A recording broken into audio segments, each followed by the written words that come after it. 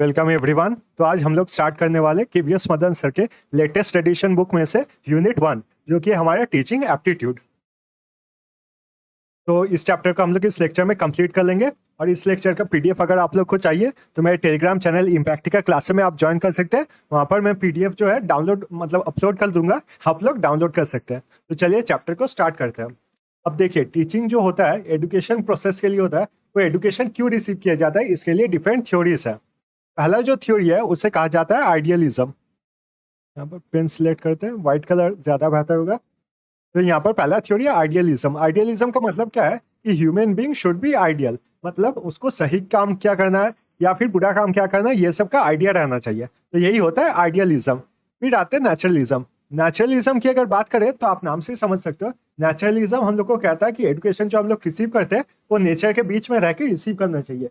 इसको मेनली कहते थे रविंद्रनाथ टैगोर। फिर आते हैं प्रैग्मेटिज्म। प्रैग्मेटिज्म क्या कहता है? प्रैग्मेटिज्म हमें सिखाता है यूटिलिटी के बारे में। यूटिलिटी का मतलब क्या होता है? जो हमारे लिए यूजफुल हो। तो प्रैग्मेटिज्म के थ्योरी के अनुसार हम लोग को सिर्फ वही पढ़ना चाहिए जो हमारे डेली लाइफ में यूजफुल हो सके। फिर आते हैं कॉन्स्ट्रक्टिविज्म। कॉन्स्ट्रक्टिविज्म का मतलब क्या है? हम लोग जब कोई एजुकेशन कंस्ट्रक्ट करते हैं, जो चीजें हम लोग एक्सपीरियंस से समझते हैं। मान लीजिए कोई एक बच्चा है, तो वो दूध उबलते हुए एक पतीले पे देखता है, तो वो दूध पीना चाहता है, तो वो क्या करता है? हाथ से उस पतीले को छूता है ताकि वो दूध पी पाए। लेकिन तब उसका हाथ जल जाता है। इससे उससे क्या पता चलता है? एजुकेशन क्या रिसीव होता है कि गर्म चीजों पे हाथ नहीं देना चाहिए। ये है आपका कॉन्स्ट्रक्टिविज्म, जो हम लोग अपने एक्सपीरियंस से कोई एजुकेशन लेते हैं। फिर आते हैं ह्यूमैनिज्म पे। ह्यूमैनिज्म की अगर बात की जाए, ये ह्यूमैनिटी के बारे में बात करता है कि हम लोग to be a good natured human education को रिसीव करते हैं। फिर आते हैं रैशनलिज्म। रैशनलिज्म का मतलब क्या होता है? फैक्ट्स के बारे में जो बात करते हैं। जैसे यहाँ पर जो बच्चा था, उसने देखा कि जब गर्म पतीले पे मैं हाथ देता हूँ तब मेरा हाथ जल जाता है। इससे वो क्या सीखेगा कि कोई भी चीज जब हीटर पे बैठाया हुआ है तो उस पर हाथ नहीं देना चाहिए, इससे हाथ जल जाता है। तो ये है आपका रैशनलिज्म कि एक पर्टिकुलर फैक्ट कि पतीला गर्म होता है जब हीटर पे होता है, उससे उसने क्या सीखा कि उस वक्त उस पर हाथ नहीं देना चाहिए। तो ये होता है आपका रैशनलिज्म।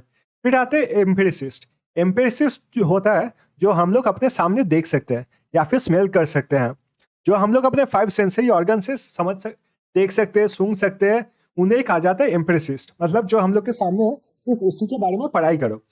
फिर आता है एक्सिस्टेंशियलिज्म।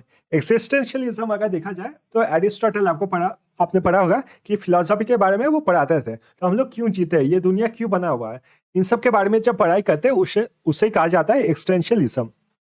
फिर आते हैं बिहेवियरिज्म। बिहेवियरिज्म का जो थ्योरी है वो दिया था आपके एल थॉर्नडाइक ने। एल थॉर्नडाइक ने कहा था हमारे बिहेवियर में जब चेंजेस आते हैं उसे कहा जाता है एडुकेशन। जैसे उसने 2 चीजें यहाँ पर दिया था, लॉ ऑफ एक्सरसाइज और दूसरा था आपका लॉ ऑफ इफेक्ट।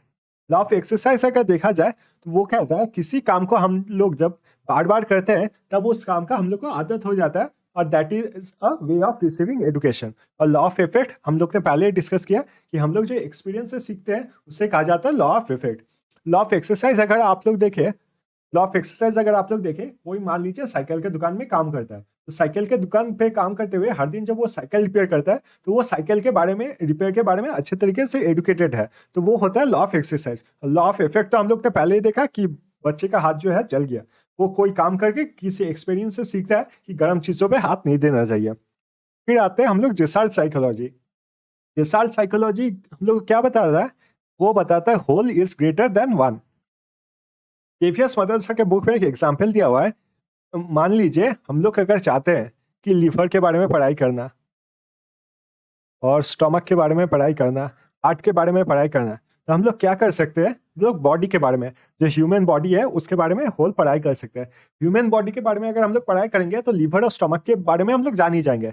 जैसे क्या जान सकते हैं कि ये सब ब्लड से होता है, सब आरबीसी और डब्ल्यूबीसी होते हैं, रेड ब्लड सेल और व्हाइट ब्लड सेल। तो ये सब हम लोग को पता चलेगा, हर एक जो ऑर्गन है सेल से बना हुआ है। तो यही होता है जेसार्ट साइकोलॉजी, जहां पर होल जो कॉन्स्ट्रक्ट होता है उसके बारे में पढ़ाया जाता है rather than part by part. और उसका ठीक उल्टा होता है इलेक्ट्रिक फिलोसफी में। इलेक्ट्रिक फिलोसफी में अगर देखा जाए तो वहां पर होता है फ्यूजन। मान लीजिए कोई टॉपिक है कि अभी जो टॉपिक गर्म है वो है ट्रम्प का इलेक्शन जीतना।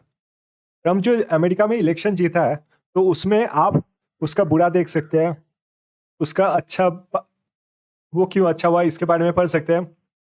इंडिया के ऊपर और ग्लोबल इफेक्ट क्या होगा इसके बारे में पढ़ सकते हैं। तो ये सब क्या हो जाएगा, आप पूरा चीज पढ़ के फिर एक थ्योरी बनाओगे कि ट्रम्प का इलेक्टेड होना सही है या फिर गलत है। तो इसे क्या कहा जाता है, इलेक्ट्रिक फिलोसफी, जहां पर आप बहुत सारे नॉलेज का फ्यूजन लेते हो और अपना एक नॉलेज बिल्डअप करते हो। फिर आते हैं हम लोग forms of education. Forms of education अगर देखा जाए तो 3 फॉर्म होते हैं, पहला फॉर्मल, इनफॉर्मल और नॉन फॉर्मल। फॉर्मल एजुकेशन जैसा सबसे कॉमन होता है, आप लोग क्लास में पढ़ाई करते हो या फिर कोई लेक्चर सुनते हो या फिर एजुकेशन इंस्टीट्यूशंस में जाते हो, कोचिंग लेते हो, वो सब आता है आपके फॉर्मल में।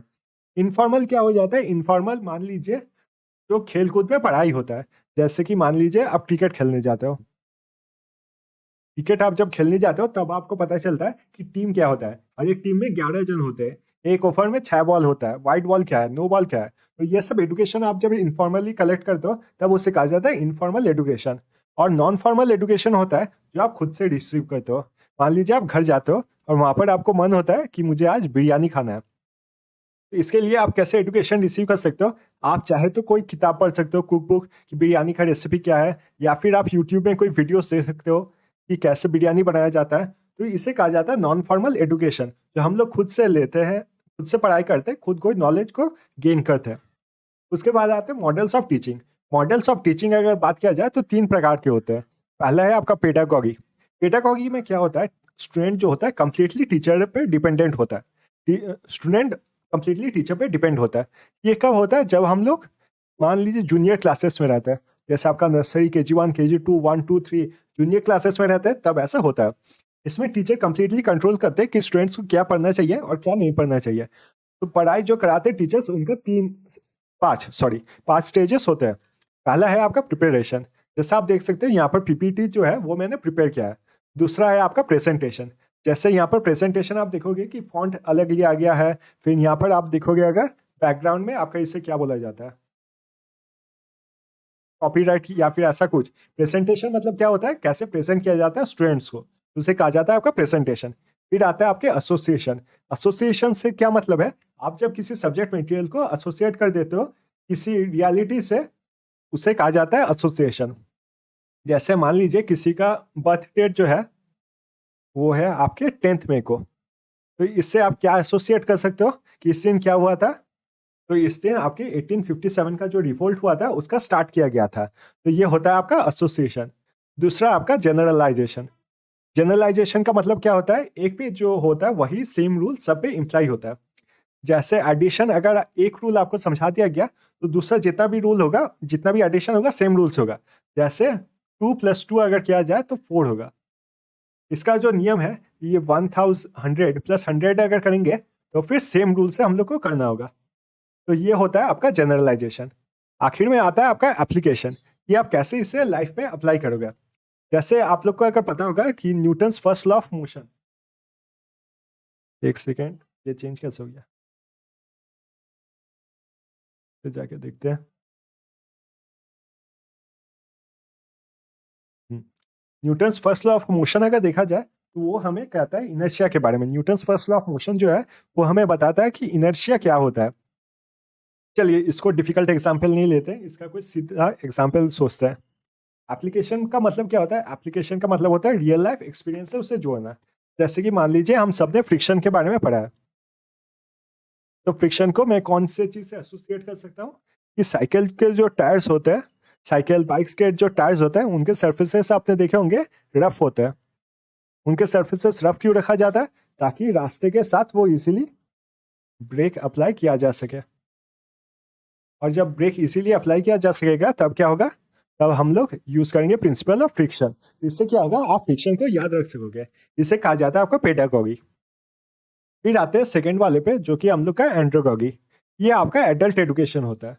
जैसे कि मान लीजिए आप 8, 9, 10 में पढ़ाई कर रहे हो, या फिर ऊपर के लेवल पे पढ़ाई कर रहे हो, जहां पर आप खुद डिसाइड करते हो कि आपको क्या पढ़ना है और टीचर उसी के अनुसार पढ़ाती है। जैसे कि कॉलेज में मान लीजिए आप इंजीनियरिंग लेते हो या फिर आप मेडिकल लाइन पे जाते हो, तो आपने जो सिलेक्ट किया उसी सब्जेक्ट में आपको एजुकेशन रिसीव होगा। इससे कहा जाता है आपका एंड्रोगॉगी। और तीसरा अगर बात किया जाए ह्यूटागॉगी, ह्यूटागॉगी अभी हम लोग ने पढ़ा था कि बिरयानी वाला जो एग्जाम्पल है उसे आप याद रखिएगा कि खुद से जब हम लोग कोई एजुकेशन रिसीव करते हैं उसे कहा जाता है आपका ह्यूटागॉगी।